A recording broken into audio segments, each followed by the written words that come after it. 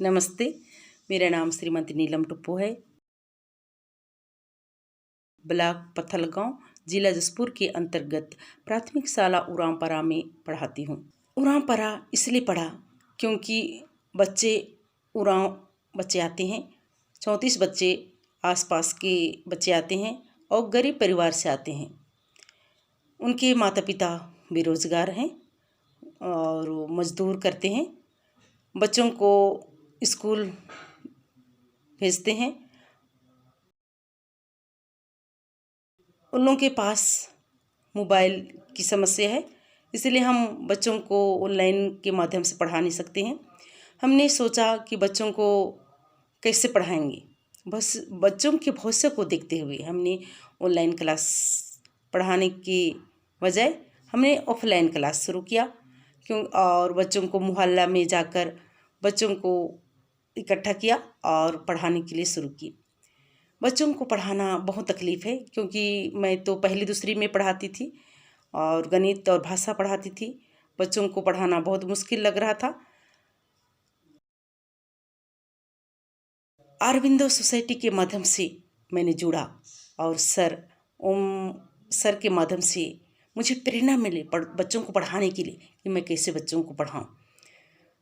उन्होंने ट्रेनिंग में हमें आम के बारे में बहुत अच्छा सिखाया, क्योंकि आम का क्या बनाते हैं, जूस बनाते हैं या रस, ऐसे अपने जीवन के बारे में बच्चों को कैसे जोड़ना है या कैसे पढ़ाना है, वास्तविक जीवन के बारे में।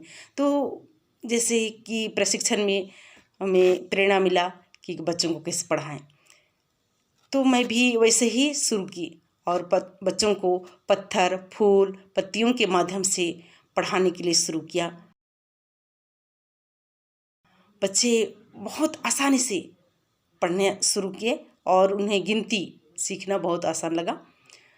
कविता के माध्यम से बच्चों को भी अपने जीवन के बारे में जोड़ा और बच्चे बहुत जल्दी सीख पाए। मुझे बहुत अच्छा लगा क्योंकि अरविंदो सोसाइटी के माध्यम से हमें बच्चों को पढ़ाने के लिए प्रेरणा मिली।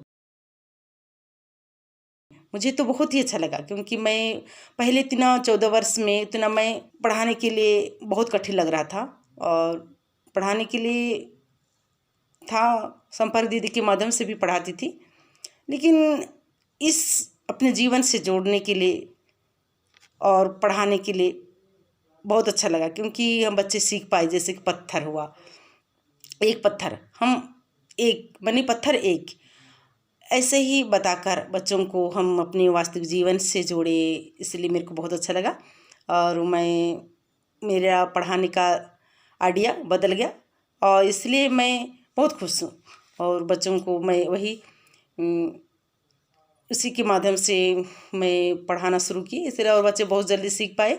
इसलिए मैं आप सबों को बहुत बहुत धन्यवाद, क्योंकि आपने हमें पढ़ाने के लिए आइडिया बताए, पढ़ाने की प्रेरणा दी और बच्चों को के भविष्य के बारे में हमने सोचने का अवसर मिला। इसलिए बहुत बहुत धन्यवाद आप लोगों को।